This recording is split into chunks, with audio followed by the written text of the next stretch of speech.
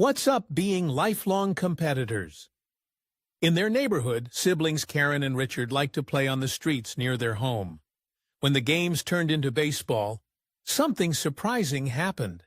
Even though Karen was younger than her brother and a girl, friends chose her before him for the teams. But sadly, in other situations, Karen was always picked last. Karen and Richard's mother, Agnes Carpenter, had a chilling mean streak. She did nothing to hide the fact that Richard was her favorite. In fact, it was for Richard's music career that the family moved to L.A., not for Karen's. As a teenager, Karen waited around for her mom to notice her musical ability. Sadly, that never happened.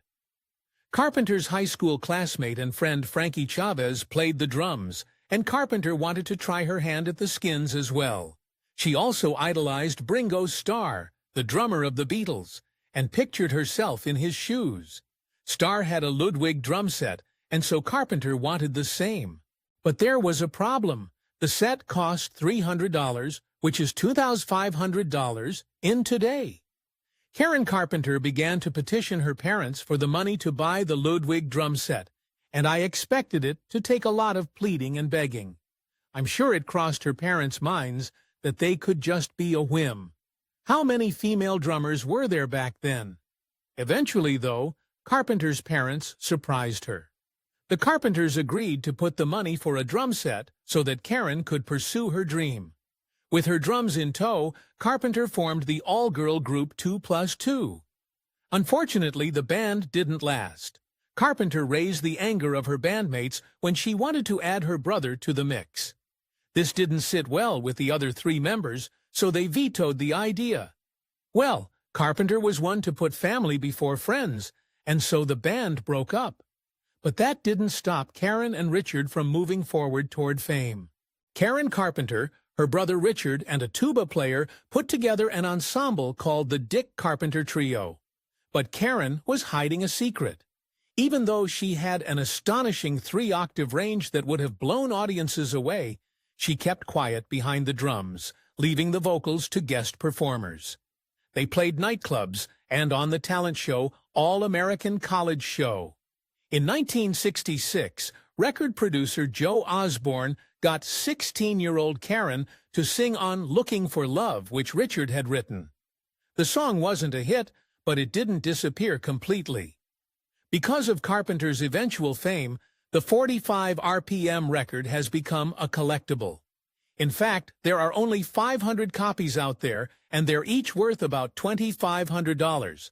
But at the moment, Carpenter could still only dream about that kind of recognition. The Carpenters' next band was Spectrum, and they got a gig at Disneyland to play Dixieland jazz tunes to a mostly family crowd. Don't forget, this was the late 1960s, and it turned out that even hippies liked mouse ears. So when some young kids in the audience called for more psychedelic songs like The Doors, Like My Fire, Spectrum couldn't resist. Once Carpenter and Spectrum started playing songs for the small hippie crowd at Disneyland, there was a devastating backlash. Victor Gruber, who is the head honcho of the theme park, heard that Spectrum was going off-brand for the family-focused show. He made his way over to their little stage and immediately heard Spectrum singing The Doors. It didn't take long before Gruber exiled Carpenter and her band from the Magic Kingdom. The big break for Karen and Richard Carpenter came in 1969, when A&M Records signed the sibling duo. The siblings released an album called Ticket to Ride in honor of the Beatles song they covered on the album. Carpenter must have been on pins and needles about what her heroes, the Beatles, would say about her rendition of the song. It wasn't Karen's favorite Beatles, Ringo Starr, who first noticed they covered. It was Paul McCartney. He heard Carpenter's version of the Let Iton McCartney hit song Ticket to Ride, and his reaction was astonishing. McCartney said that she had the best female voice in the world. McCartney's words thrilled Carpenter. Karen Carpenter was only 5'4" tall, and her enormous drum kit dwarfed her so that she was basically invisible on stage. The duo had another problem. There was no focal point. Richard was failing to grab the audience's attention. It was Karen's voice on singles like Close to You and We've Only Just Begun, and it was Karen they wanted to see. So Carpenter had a big decision to make. Hide behind the drum kit or expose yourself on stage. Karen's brother Richard and their agent Sherwin Bash had the idea to hire another drummer so Karen could be front and center on stage and become the focal point of the duo. Karen hesitantly let them hire former Musketeer Cubby O'Brien to take over on the drums. In 1973, Carpenter's albums had more Karen on vocals and less Karen on drums. As we'll soon see, being in the public eye didn't pan out well for Carpenter. By this time, Carpenter was clearly the lead singer of Carpenters. But in Japan, a journalist had trouble pronouncing Carpenter's title. Fans thought the journalist was saying lead sister. The nickname took off, and Carpenter herself seemed to enjoy it. She even wore it during several live shows, a shirt emblazoned with lead sister. The Carpenters were quickly becoming a phenomenon, and the hit song We've Only Just Begun was a big part of that. The public was going crazy for this happy tune about young love and starting a new life. As usual, Richard was responsible for the music and arrangement of the song. But it was the song and original. What most fans don't know is that the song has a very strange origin. While trying to come up with a new hit song, Richard Carpenter was watching TV. He heard a song in an ad for a bank, and he liked the sound of it. Richard contacted the writers of the jingle and bought the rights to the little song. The ad for the bank featured a young couple's wedding. So when arranging the song, Richard and Karen worked with that theme, and soon enough it became a phenomenon. The Carpenters' hit song, We've Only Just Begun, has played at more weddings than you could possibly imagine. But surprisingly, the almost saccharine song has been used for more than a few dark moments in films. You can hear Karen's soulful voice in, among others, the horror film 1408 based on a Stephen King novel, and John Carpenter's In the Mouth of Madness, where you can hear Carpenter's happy lyrics as the lead character enters an insane asylum. Karen Carpenter was truly on top of the world. She had #1 hit songs and platinum albums. But Carpenter was still looking for something that always seemed to be out of reach: the love and praise of her mother. It was Richard who seemed to have a monopoly on that. No matter how hard she tried, Agnes Carpenter just didn't seem to care about her own daughter. It had horrific ramifications. In 1906, Karen saw a photograph of herself on stage, and, as you'll see, it eventually had dark consequences. She hated the photo. Her outfit and her opinion made her look heavy. Back in high school, Karen had started a diet because she thought she was a little chubby. The photo made Carpenter think back to those days in high school and questioned her current appearance. It also made her do something drastic. In the 1970s, personal trainers weren't as common as they are today. But Carpenter really wanted to keep weight under control, so she hired one. The trainer suggested that she give up the diet that she'd started back in high school. Carpenter agreed and followed the new regime to the letter. After giving the diet a fair shake, she stepped in front of the mirror and gasped. This wasn't what she'd signed up for. To Carpenter's horror, the new diet had caused her to build muscle. To Carpenter, the muscle on her body made her feel and look heavier, which was the opposite of what she'd wanted in a diet. Carpenter quickly dismissed the trainer and started a diet of her own design. She was exercise equipment and started to obsessively count calories. She also had an unusual trick to keep the calorie count low. When Carpenter went out to restaurants with friends, she appeared to be the most generous dining companion. She insisted that everyone at the table try portions of her meal. Her reasoning was that her meal was so good, they simply had to try it. But the real reason is that she didn't want to consume the calories herself. Carpenter's mother, however, eventually caught on to her little trick. Carpenter was able to appear to be eating a full meal by sharing the food on her plate with everyone at the table. Mom soon noticed this tactic of hers and did something to combat it. Agnes Carpenter, after Carpenter shared her food, would insist that her daughter try her meal as well. Carpenter's mother was doing her best, but it certainly wasn't enough.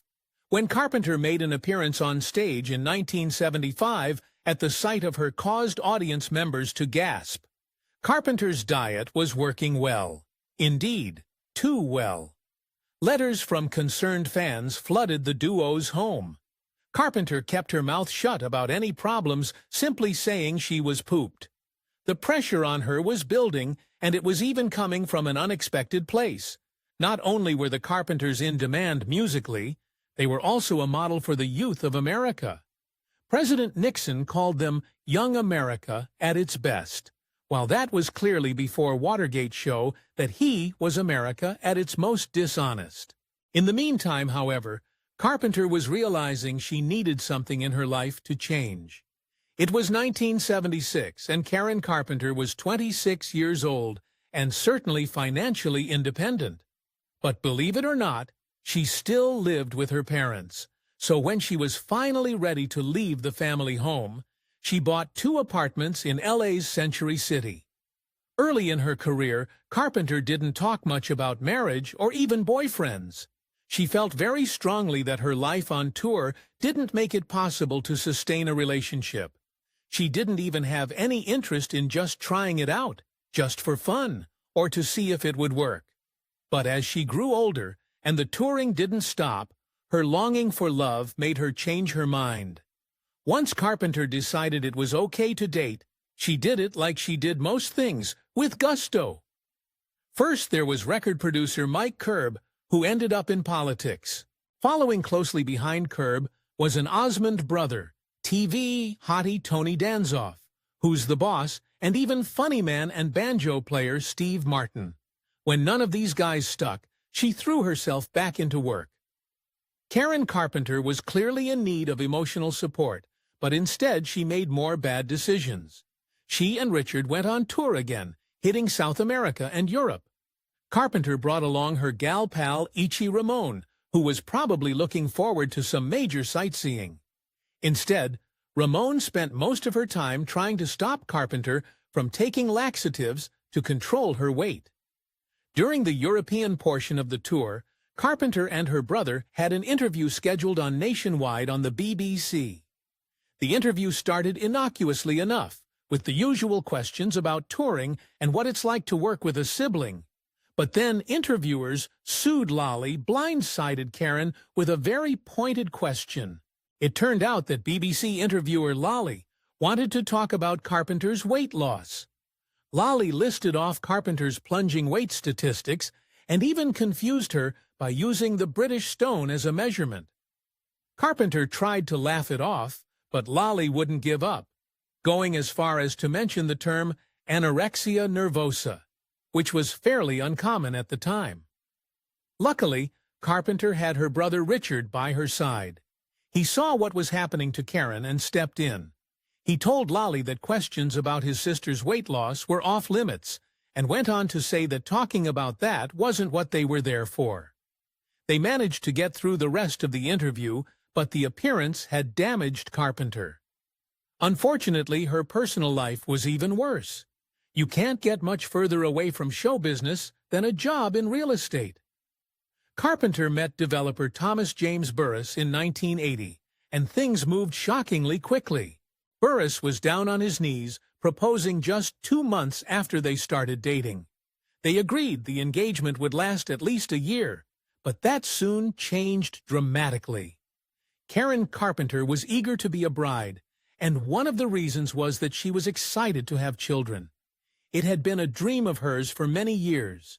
When Carpenter and Burris suddenly curtailed a long engagement and announced that the wedding would just be 2 months away, people assumed she must be pregnant. The truth, however, was far darker. A few days before the wedding rehearsal dinner, Burris had an announcement. It turns out Burris had had of his second me a few years before he'd met Carpenter. In a single moment, Carpenter's dreams of being a mom evaporated. Surely this was the reason he'd wanted to move the wedding up, so that his bride wouldn't somehow find out first. Karen Carpenter, devastated by her fiancé's betrayal, called up her mother Agnes. She had convinced herself that she needed to cancel the wedding and she needed her mother's support.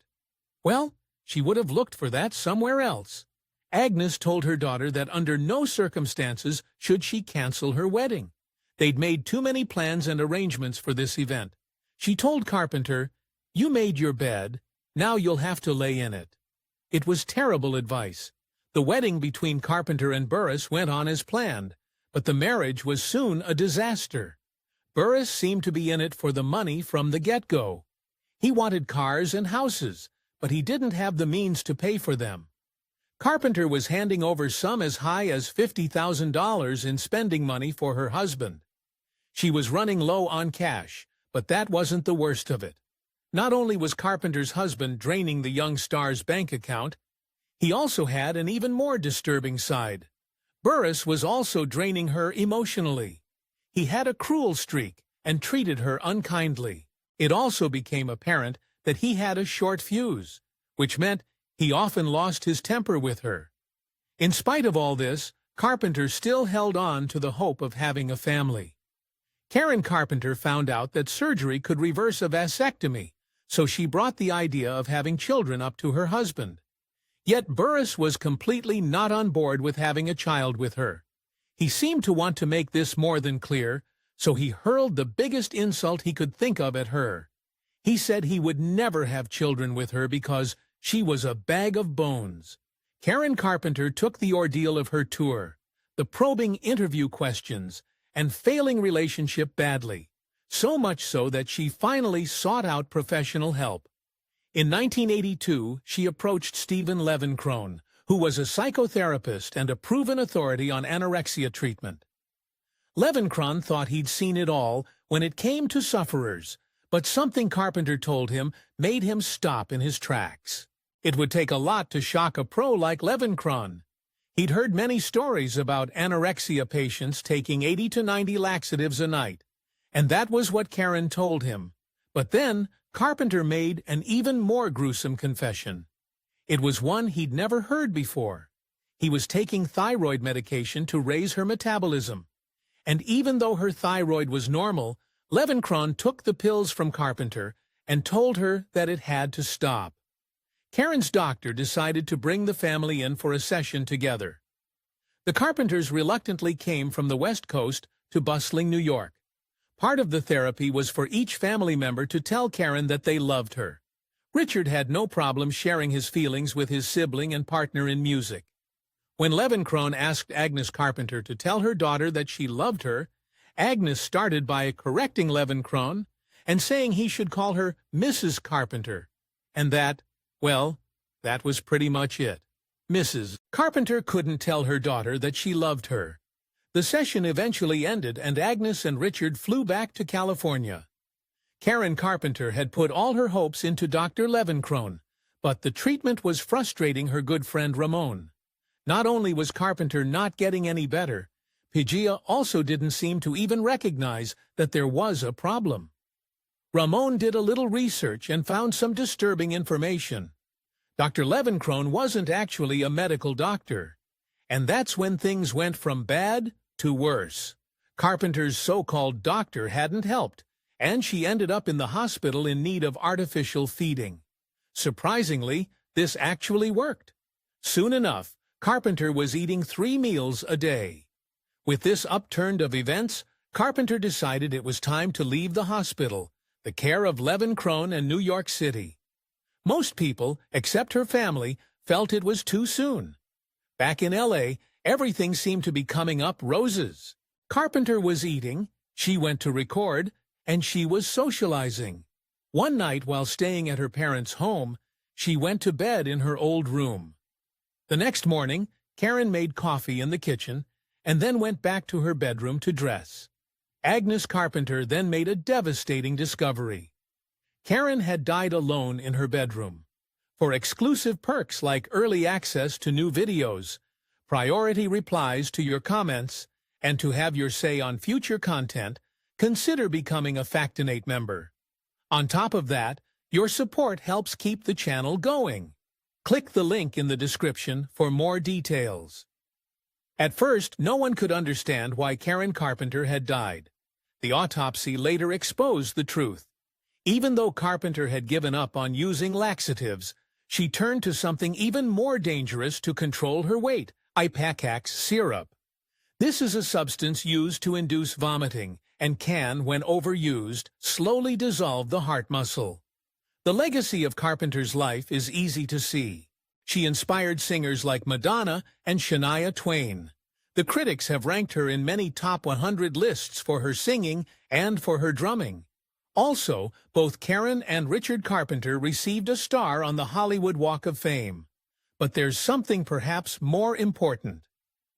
Her suffering with anorexia nervosa brought media attention to the scripting condition. In addition, Carpenter's family started the Karen A. Carpenter Memorial Foundation to help raise money for anorexia research. The life and music of Karen Carpenter continued to have resonance. There was a grunge tribute album in 1994, If I Were a Carpenter. There was Superstar, the Karen Carpenter story, the Todd Haynes biographical film told with Barbie dolls. She also sometimes appeared in the most unlikely places, including a 1995 off-Broadway comedy called Party. As the outrageous show ended, 7 unclothed gay men swayed while Carpenter sang it close to you. It seemed everyone longed to be a little close to Karen Carpenter. If you enjoyed this fact in a video, give it a thumbs up and subscribe for more incredible stories. Want to see who we cover next? Join our membership program through the link in the description for exclusive perks. Your support means everything to us. Thanks for watching, and we'll see you in the next one.